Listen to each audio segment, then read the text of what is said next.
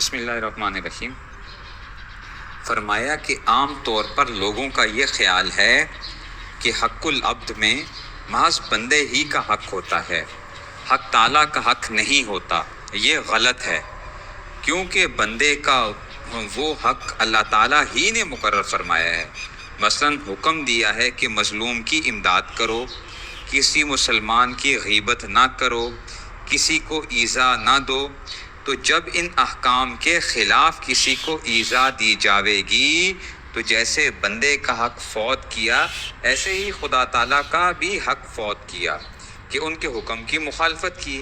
اس لیے حقوق العباد تلف کرنے میں محض بندوں کی معافی کافی نہیں، بلکہ حق تعالیٰ سے بھی توبہ و استغفار کرنا چاہیے۔ گو عام حقوق العباد میں بندہ کی معافی کے بعد حق تعالیٰ اکثر اپنا حق بھی معاف کر دیتے ہیں، مگر بعض اوقات محبوبان خاص کی حق تلفی میں ان کو معافی کے بعد بھی حق تعالیٰ اپنا حق معاف نہیں فرماتے، بلکہ مواخذہ ضرور ہوتا ہے۔ اس ملفوظ میں حضرت تھانوی رحمۃ اللہ علیہ نے یہ بتا دیا کہ لوگ یہ سمجھتے ہیں کہ بھئی حقوق العبد حق العبد جو ہوتا ہے، بندے کا جو حق ہے، بس اس میں صرف یہ ہے کہ بندے سے معافی مانگ لی تو بس معاملہ ختم ہو گیا، اس میں ہم نے کوئی اللہ کے حق کے اندر کوئی کمی نہیں کی۔ لیکن اللہ تعالیٰ نے جو بندوں کے حقوق کا خیال رکھنے کا حکم دیا ہے، جب ہم ان چیزوں کا خیال نہیں رکھیں گے تو گویا ہم حق اللہ کے اندر بھی کمی کر رہے ہیں۔ عام طور پہ تو یہی ہوتا ہے کہ جب بندے سے معافی مانگ لی تو بندے نے معاف کر دیا تو اللہ تعالیٰ بھی معاف فرما دیا کرتے ہیں۔ لیکن کچھ خاص ایسے بھی لوگ ہوتے ہیں کہ وہ اگر معاف بھی کر دیں تب بھی اللہ تعالیٰ خود معاف نہیں فرماتے۔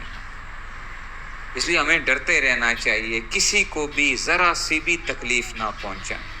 ہمیں کیا پتہ وہ بندہ اللہ کے ہاں ایسا مقبول ہو، ہم معافی بھی مانگ لیں اور اللہ تعالیٰ اپنا حق معاف نہ فرمائیں اس کے اندر اور ہماری پکڑ نہ ہو جائے۔ اس لیے بہت احتیاط کرنی چاہیے۔ حضرت تھانوی رحمۃ اللہ علیہ کے ہاں حقوق العباد کے اوپر بہت زور دیا جاتا تھا، بہت زیادہ زور تھا، اور اس لیے کہ فرماتے تھے کہ میرے ہاں کیا ہے، معاملات اور معاشرت، اس کے اوپر خوب زور دیا جاتا ہے۔ معاملات اور معاملات خرید و فروخت، نکاح شادی وغیرہ کے جو معاملہ چیزیں آ گئیں، طلاق وراثت وغیرہ، یہ ساری چیزیں، اور معاشرت رہن سہن انسان کی، کہ میری وجہ سے کسی بھی آدمی کو ذرا سی بھی کوئی تکلیف نہ پہنچے، کسی کو بھی تکلیف نہ پہنچے۔ اور اس پہ حضرت خوب رگڑا لگایا کرتے تھے۔ کوئی بھی بندہ اگر کسی کے بارے میں پتہ چل جائے کہ بھئی یہ معاشرت میں کمزور ہے تو اس کا پھر خیریت نہیں ہوتی تھی۔ باقی کسی کی عبادات میں چھوٹی موٹی کوئی کمی ہو جائے، کچھ وہ ہو جائے تو حضرت اس کے اوپر اتنا مواخذہ نہیں فرماتے تھے کہ بھئی یہ تو بندے کا اور اللہ کا معاملہ ہے، یہ بندے اور اللہ کا معاملہ ہے۔ لیکن معاملات اور معاملات کے بارے میں تو فرمایا کرتے تھے کہ مجھے اگر کسی بندے کے بارے میں یہ پتہ چل جائے کہ اس کے معاملات ٹھیک نہیں ہیں، مالی معاملات میں گڑبڑ کرتا ہے، کچھ ہوا ہے، تو مجھے اس سے نفرت ہو جاتی ہے۔ یہ فرماتے تھے کہ مجھے نفرت ہو جاتی ہے ایسے شخص سے۔ اور معاشرت کے اندر بھی پھر یہی ہوتا تھا کہ کسی کو کوئی بھی تمہاری وجہ سے ذرا سے بھی کوئی تکلیف نہ پہنچے، تمہاری عادات، تمہارے رہن سہن جو بھی وہ ہوگا، کسی کو بھی تکلیف نہ پہنچے گا۔ اور یہی فرمایا کرتے تھے کہ دیکھو، نہ خود تکلیف اٹھاؤ نہ دوسروں کو تکلیف پہنچاؤ، زندگی کیا ہے، آسان ہو جائے گی۔ نہ خود تکلیف اٹھاؤ نہ دوسروں کو تکلیف پہنچاؤ۔ یہ ہمیں ضروری ہے ہمارے لیے کہ ہم کیا کریں، حقوق العباد کا بہت خیال رکھیں۔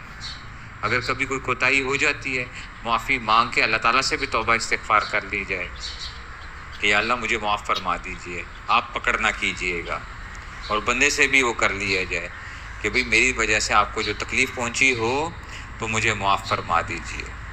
میں نے آپ کی غیبت کی تھی، آپ کو پتہ چل گیا کہ جی میں نے آپ کی غیبت کی تھی، اس میں آپ کی آبرو کے اندر کیا ہوا، یہ عزت کے اندر کمی آئی، آپ مجھے معاف فرما دیجئے۔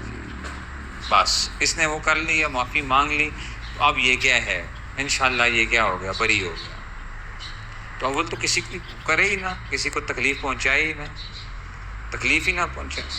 حضرت کے پاس جب کوئی آیا کرتا تھا، حضرت پوچھا، حضرت تھانوی رحمۃ اللہ علیہ پوچھا کرتے تھے ہاں جی کیا کرتے ہو.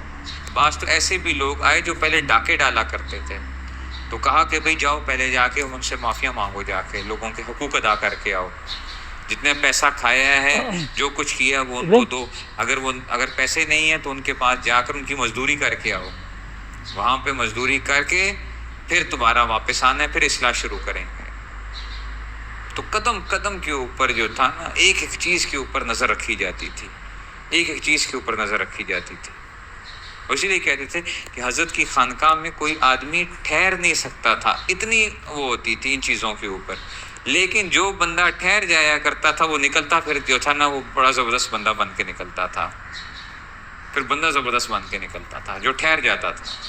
کیونکہ بات بات کے اوپر کیا ہوتا تھا، اس کا سامان اٹھاؤ، اس کو نکال دو خانقاہ سے، باہر نکال دو، اس کو باہر نکال دو. حضرت خواجہ عزیز الحسن مجذوب صاحب رحمۃ اللہ علیہ کو نکال دیا تھا خانقاہ سے کہ بھئی سامان اٹھاؤ، اس کو باہر چھوڑاؤ جا کے.